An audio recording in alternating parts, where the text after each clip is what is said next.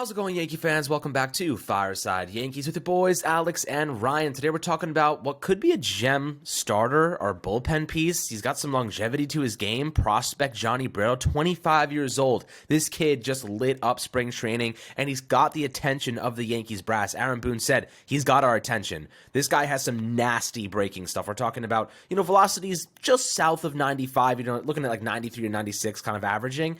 But his breaking stuff, that curveball, and that changeup are absolutely filthy. This is a guy who just came in on March 26, 2 days ago, and put up 5 scoreless innings against the Toronto Blue Jays, struck out 3 batters, didn't let a guy on base at all. He's got some nasty stuff. So, Ryan, we're going to take a look at what his role could be, where he can help fill in maybe as a supplemental starter with Frankie Montas and Carlos Rodon and Luis Severino, already set to miss a significant amount of time. Maybe Rodon makes a little bit of a return. Severino returns maybe in late April. The lat injury is a different one than he sustained last year, but something definitely to be concerned about. And they're going to want him for the full season. They're going to want to keep him healthy and not rush him back. There's no need to right now. But I'm very excited to talk about Johnny Brito, who definitely has a really good chance to make this 26-man roster and serve as a back-end starting kind of slot player, like just spot starter, and then maybe he transitions to the bullpen and helps us there. He's like a middle inning relief kind of guy, and he can eat up like 4 innings if he needs to. He pitched 112.2 innings last year between AA and AAA. He's got some serious longevity to his game, so he can really do a lot for you in terms of his versatility. But before we dive into it, how do you do today, my friend? I'm doing great. I view Johnny Brito as someone that, the Yankees view as a high floor guy, right? He has excellent command. He has that one pitch and that changeup that's absolutely gross. And I think that allows you to go and work as a starter. And more importantly, when he needs to be asked to do this, work as a reliever. Aaron Boone had some very interesting comments on yesterday's Yes broadcast. Where he discussed, the fact that the Yankees are potentially going to use the 5th starter just twice in April, where they've had it kind of laid out where they're going to use their 4 starters as much as possible. And that means, he mentioned the value of maybe having 9 relievers at a time. Why can't Brito be one of those 9 relievers? We look at a guy like Wandy Peralta, where he has a hard sinker as well. It's, 96, 97 miles an hour. Brito's averaged 96 miles an hour in his sinker this spring, which is really, really encouraging. I think we can sit here and confidently say that, if you have that Wandy Peralta's best pitch is not a sinker, it's his changeup, right? Despite the great velocity, the pitch shape on his sinker is not better than the pitch shape on his changeup. Can Brito potentially be like that? Potentially as a starter, utilizing his changeup more than his other pitches, maybe at a 35-40% usage rate, and then as a reliever, cranking that up a little bit more and relying on just what works well for him to go out there and get outs. Him having a really good changeup automatically makes him a good, reliable pitcher versus left-handed guys. And that's something that you obviously are going to be concerned about with anyone transitioning to a starting role. I'm genuinely very excited to see Johnny Brito in the rotation. I personally view him as someone that the Yankees can trust to go out there and be solid. It's not too long ago, in 2017, where this unknown kid, who was a pretty decent prospect with the Yankees, but never really was supposed to get run. He was in competition with guys who were considered more highly touted prospects, where he went out and won a starting job and had a pretty good year. And that's Jordan Montgomery. It's not, people forget, Jordan Montgomery was not supposed to make that 2017 rotation. He went out there and put up a sub-4 ERA. I'm not saying Brito's going to go out there and pitch a full season and put up a sub-4 ERA, but the Yankees have had situations like this before. He's a ground ball guy with an excellent infield defense behind him. Say what you want to say about Josh Donaldson. We know he's a great defender. Say what you want to say about the question marks about potentially, whether Glaber's going to be here or it's going to be LeMahieu, whatever it may be. Both those guys are good defensive second basemen.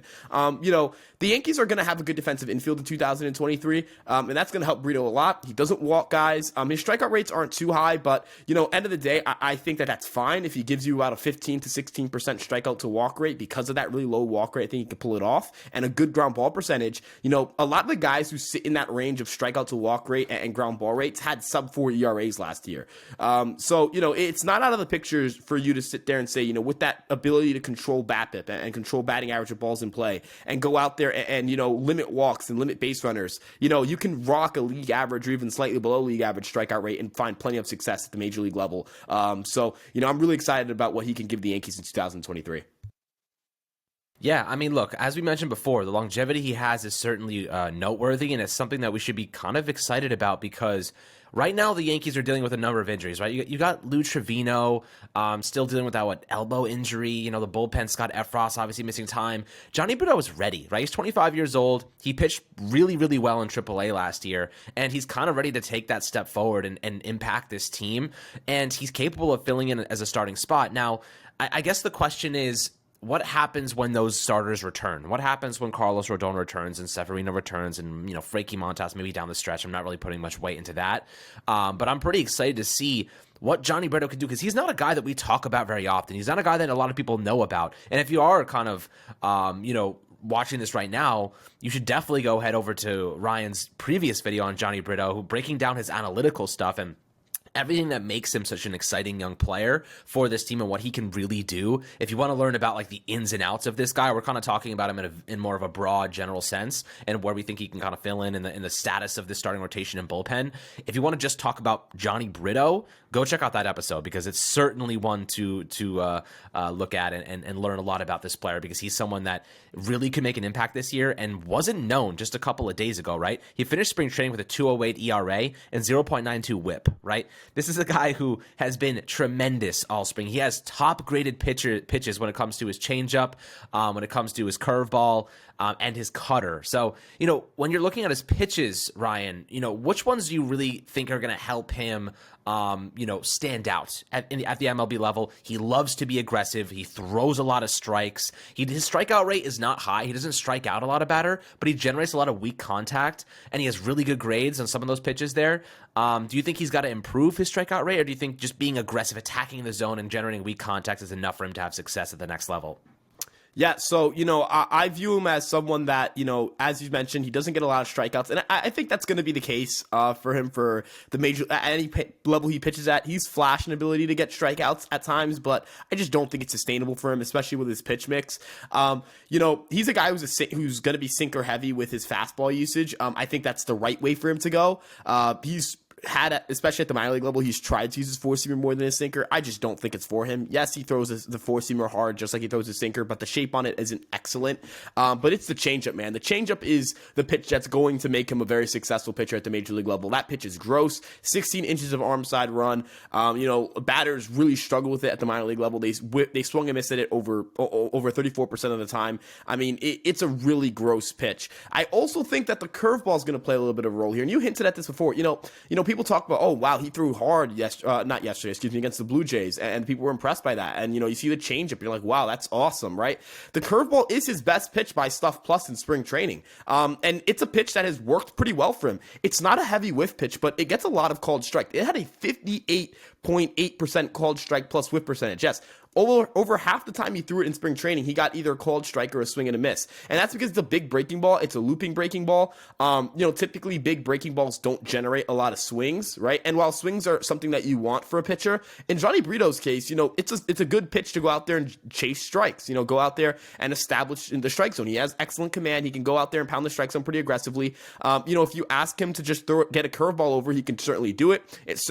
He can manipulate the shape of it to get a decent amount of sweep against righties and not as much sweep against lefties and focus more on vertical drop. If people aren't aware, if you're attacking a right-handed batter as a righty, you want to focus more on horizontal movement. Down and away movement is going to work a lot more. Whereas for a left-handed batter, if you're righty, you want to just work north and south. That generates a lot more swing and miss and deception against left-handed batters if you're righty. So being able to manipulate the shape of your curveball and do things like that is certainly going to allow him to go out there and either get swings and misses, called strikes, or weak contact.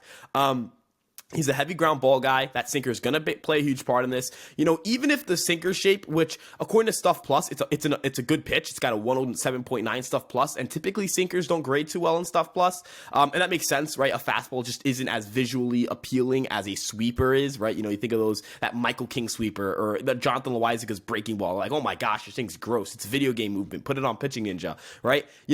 A sinker's not like that in that sense, but because he gets a good amount of run on it, because he throws it really hard, it's going to generate a lot of ground balls. And that soft contact means a lower BABIP, right? You mentioned not great strikeout rates. And I think strikeouts are really important for a pitcher. It's why I've pushed so hard for a guy like Clark Schmidt.